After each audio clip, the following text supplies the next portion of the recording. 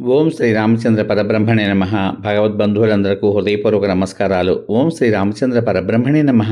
ఆపదామపహర్తారం దాతారం సర్వసంపదాం లోకాభిరామం శ్రీరామం భూయో భూయో నమామ్యహం.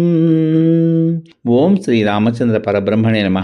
శ్రీ వాల్మీకి రామాయణము 5వ కాండ అయిన సుందరకాండ యందలి 11వ సర్గ యందలి గల 47 శ్లోకముల యొక్క వచన భావసారాన్ని పరస్త్రీ దర్శనము చేత తనకు ధర్మలోపం కలిగింది కదా అని శంకించుకుని, నా మనస్సు నిష్కల్మషంగా ఉన్నది కదా అని హనుమంతుడు సమాధానపడుట అనే కథగా విందాం.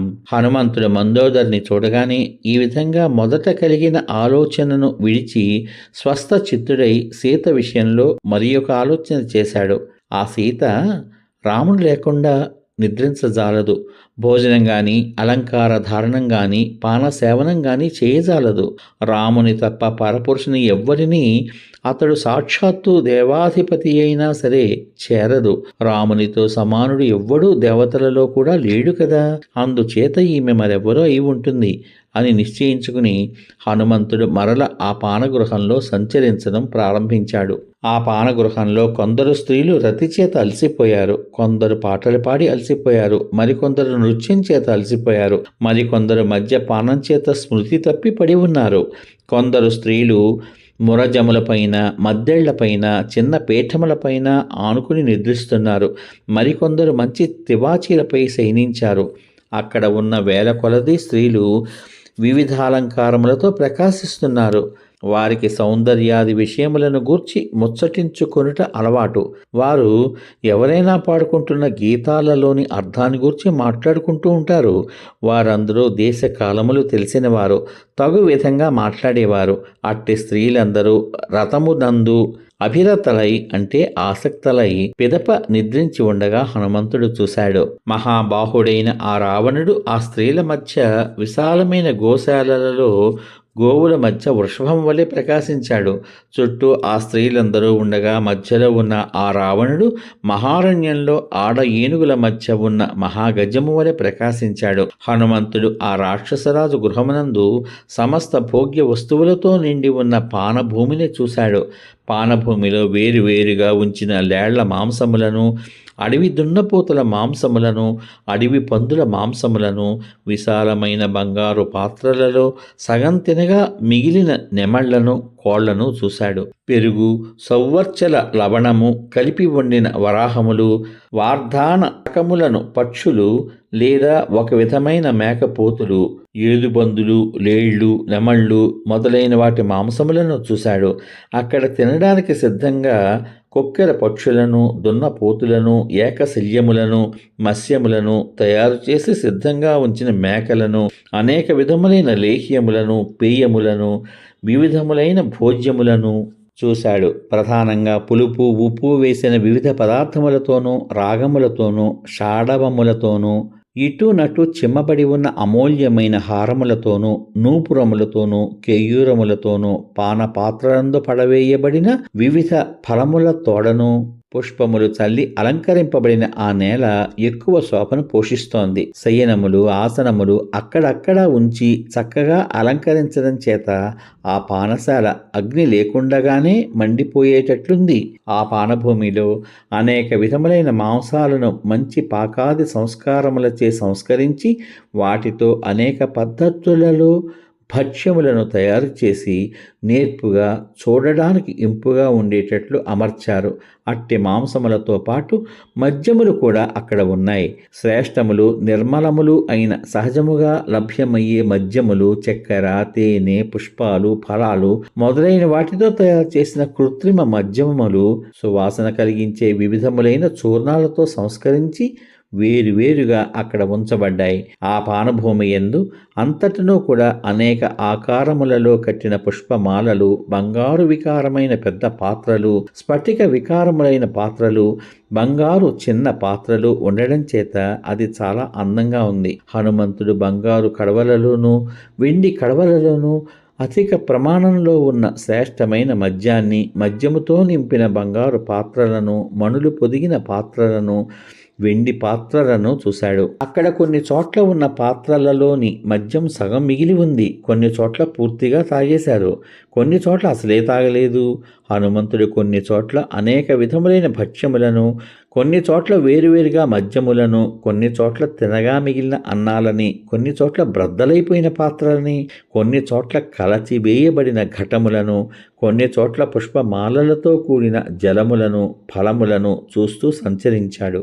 అక్కడనున్న స్త్రీల శయనములు అనేక ఆకారాలలో శుభ్రంగా ఉన్నాయి. కొందరు స్త్రీలు ఒండొరులను కౌగిలించుకుని నిద్రిస్తున్నారు. కొందరు స్త్రీలు నిద్రకు పూర్తిగా ఒడలు తెలియక పక్కనున్న స్త్రీల వస్త్రాలను లాక్కుని వాటిని కప్పుకుని నిద్రిస్తున్నారు. ఆ స్త్రీల నిశ్వాస వాయువుల చేత వారి శరీరములపై ఉన్న వస్త్రాలు, పుష్పమాలలు మందమారుతం చేత కదిలినట్లు మెల్లగా చూడ్డానికి ముచ్చట కొలుపునట్లుగా కదులుతున్నాయి.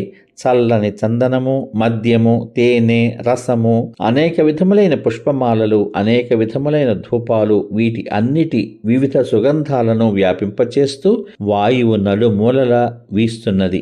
అప్పుడు స్నాన సమయమునందు ఉపయోగించు సుగంధ ద్రవ్యాలు, చందనములు, ధూపములు, వీటి సుగంధం అంతటా వ్యాపించి ఆ పుష్పక విమానమునందు ప్రసరిస్తున్నది. రావణాంతపురంలోని స్త్రీలలో కొందరు చామన ఛాయగల వాళ్ళు, కొందరు తెల్లని వాళ్ళు, కొందరు నల్లవాళ్ళు, కొందరు బంగారపు వర్ణ కలవాళ్ళు ఉన్నారు. నిద్ర పారవస్యం చేతను, రతి కేళులు సలిపి ఉండడం చేతను అలిసిపోయిన ఆ స్త్రీల రూపం ముకుళీభవించిన పద్మలతల రూపం వలె ఉన్నది. హనుమంతుడు ఈ విధంగా ఆ రావణాంతఃపురమునంతటినూ పూర్తిగా చూశాడు గాని జానకి మాత్రం అతనికి కనబడలేదు. అప్పుడు ఆ స్త్రీలనందరినీ చూస్తున్న ఆ హనుమంతునకు ధర్మలోపం చేశానా అనే శంక చేత ఎక్కువ విచారం కలిగింది. నేను ఈ విధంగా నిద్రిస్తున్న పరభార్యలున్న అంతఃపురాన్ని చూశాను. ఇది నాకు చాలా ధర్మలోపాన్ని కలిగిస్తుంది కదా.